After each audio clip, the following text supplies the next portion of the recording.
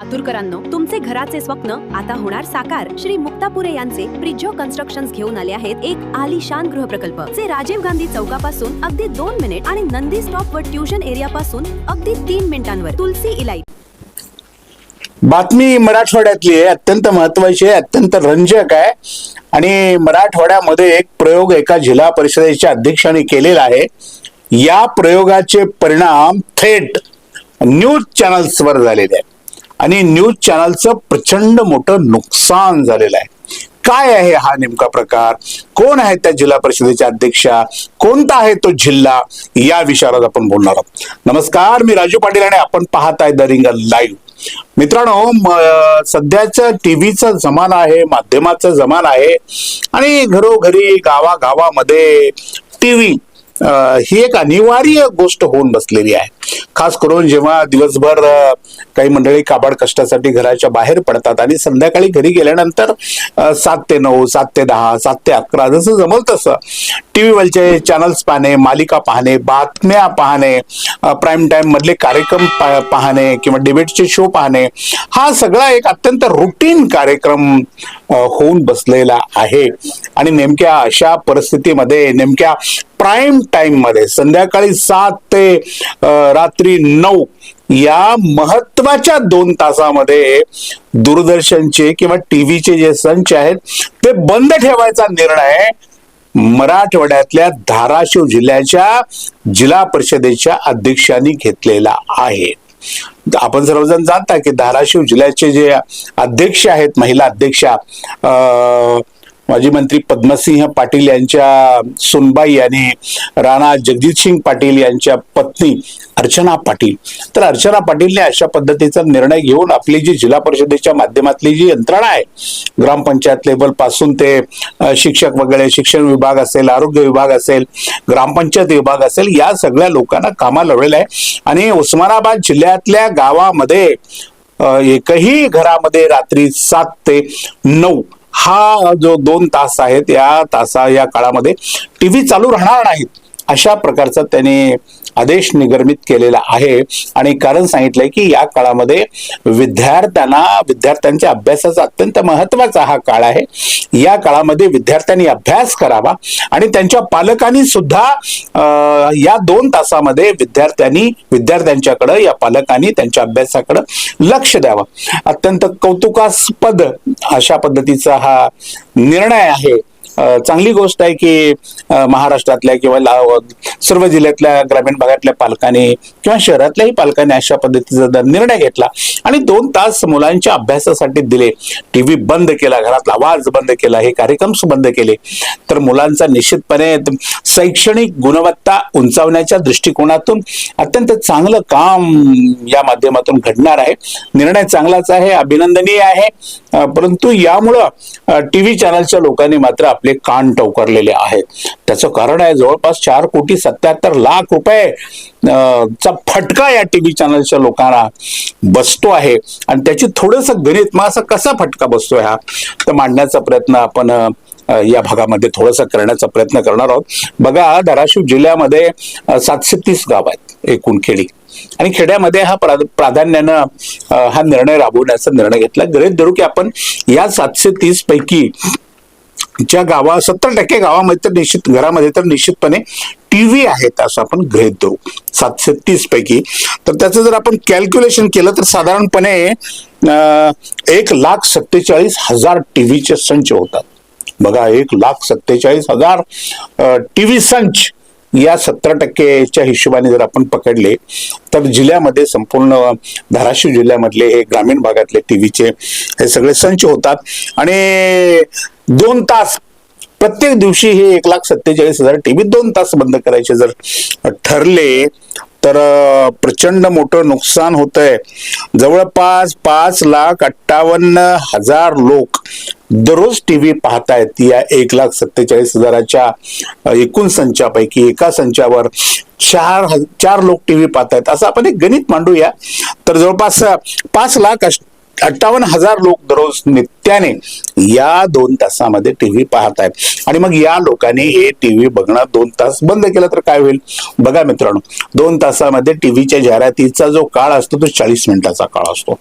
म्हणजे बघा, पहिल्या 1 तासामध्ये 20 मिनिटं गेली, दुसऱ्या 20 मिनिटाची जाहिरातीची 20 मिनिटं गेली, म्हणजे 40 मिनिटाचा जो जाहिरातीचा काळ आहे हा काळच त्यातून उडून गेलेला पूर्णपणाने आहे. आता जाहिरातीचा दर कसा आकारला जातो, किती प्रेक्षक संख्यावर टीव्ही चॅनलला किती पैसे मिळतात, हा एक वेगळं गणित आहे, ते मी आपल्या समोर मांडणार नाही. ठोकताळ सांगणार आहे, ठोकताळ, की अशा पद्धतीने जर 1,47,000 हे संच आहेत, हे संच जर 1 महिना बंद राहिले, 30 दिवस जर बंद राहिले, तर सर्व चॅनल्स मिळून जवळपास 4,77,00,000 रुपयाचं नुकसान होतं. म्हणजे 5 कोटी धरा तुम्ही. आणि मग जर वार्षिक हिशोब घातला तर 60 कोटी रुपयाचं जवळपास एका जिल्ह्यामध्ये टीव्ही चॅनलच्या लोकांचं नुकसान होतं. आता महाराष्ट्राचा विचार केल्यानंतर बघा, आपण सगळा गुणाकार करून पहा. एका धाराशिव जिल्ह्यामध्ये जर 1 वर्षभर टीव्ही पाहिला गेला नाही तर किती प्रमाणामध्ये जवळपास 60 कोटी रुपयाचं नुकसान टीव्ही चॅनलच्या लोकांचं होत असेल, तर महाराष्ट्रातले जे 36 जिल्हे गृहीत धरून जर तुम्ही गणित मांडली तर तुम्हाला किती प्रचंड मोठ्या प्रमाणामध्ये टीव्ही चॅनलच्या मंडळींचं किंवा टीव्ही कंपन्यांचं नुकसान होतंय हे गोष्ट आपल्या लक्षात आली असेल. ते जाऊ द्या, ते नुकसान कसं भरून काढायचं तर टीव्हीचे लोक ठरवतील. परंतु याची चर्चा आता सुरू झालेली आहे की असे अधिकार जिल्हा परिषदेच्या अध्यक्षाला आहेत का, की टीव्हीचे सगळे टीव्ही आपण 2 तास बंद ठेवा म्हणून आदेश काढणे, गावामधून तसा भोंगा फिरवणे, किंवा मंदिर मस्जिदीवरून तशा पद्धतीची अनाउन्समेंट करणे, किंवा गावातल्या खेडेगावामध्ये ज्या पद्धत आजही चालू असते दवंडी पेटून टीव्ही बंद करण्याचे आदेश, हे अधिकार जिल्हा परिषदेच्या अध्यक्षाला आहेत का? मुळात कायद्याने त्याला अधिकार आहेत का? तर नक्कीच ते अधिकार त्यांना नाहीच आहेत. हे संपूर्ण अधिकार हे केंद्राकडे आहेत. परंतु जिल्हा परिषदेच्या शिक्षण विभागाच्या वतीने ग्रामपंचायतीला हाताशी धरून गावामध्ये शैक्षणिक वातावरण चांगलं राहावं यासाठी अशा पद्धतीचे आदेश काढून त्याची अंमलबजावणी होऊ शकते. मात्र ही कायद्याने नाही, ती केवळ काय म्हणतो संकेताने होऊ शकते. एखाद्या गाव लेवलवर तशा पद्धतीचा एखादा नियम ग्रामस्थ घालून घेतात आणि त्या पद्धतीनं ही कारवाई करता येऊ शकते. असे कुठल्याही जिल्हा परिषदेच्या अध्यक्षाला अशा पद्धतीचा अधिकार नाही. प्रश्न आता हा निर्माण झालाय की टीव्ही चॅनलचं वर्षाला जर एवढं प्रचंड मोठं नुकसान होत असेल एका जिल्ह्यामधून, 60 कोटी रुपयाचं जर नुकसान टीव्ही चॅनल्सच्या लोकांना होत असेल, तर आता ही लोक गप्प बसतील का? काही आता कोर्टामध्ये जातील? नेमकं काय होईल या संदर्भात? किंवा असाच निर्णय संपूर्ण महाराष्ट्रातले जिल्हे जर घेऊ लागले, महाराष्ट्रातल्या 35-36 जिल्ह्यांनी जर हा निर्णय घेतला, तर प्रत्येक जिल्ह्यामध्ये जर 400 कोटी रुपयाचं नुकसान होणार, 60 कोटी रुपयाचं जर एका जिल्ह्यामध्ये नुकसान होणार असेल, तर मग आता ही टीव्हीच्या ज्या कंपन्या आहेत, टीव्हीचे हे मालक आहेत, हे आता गप्प बसतील का? हे आता कोर्टात जातील का? किंवा अशा पद्धतीचा आदेश जिल्हा परिषदेच्या अध्यक्षाला काढता येत नाही, त्या संदर्भात मध्ये काही कारवाई करतील का? हाही महत्वाचा मुद्दा आहे. ते काय करतील ते पाहणार आहोत आपण. त्यांनी एखादी ऍक्शन घेतल्यानंतर आपण त्यावरही बोलणार आहोत.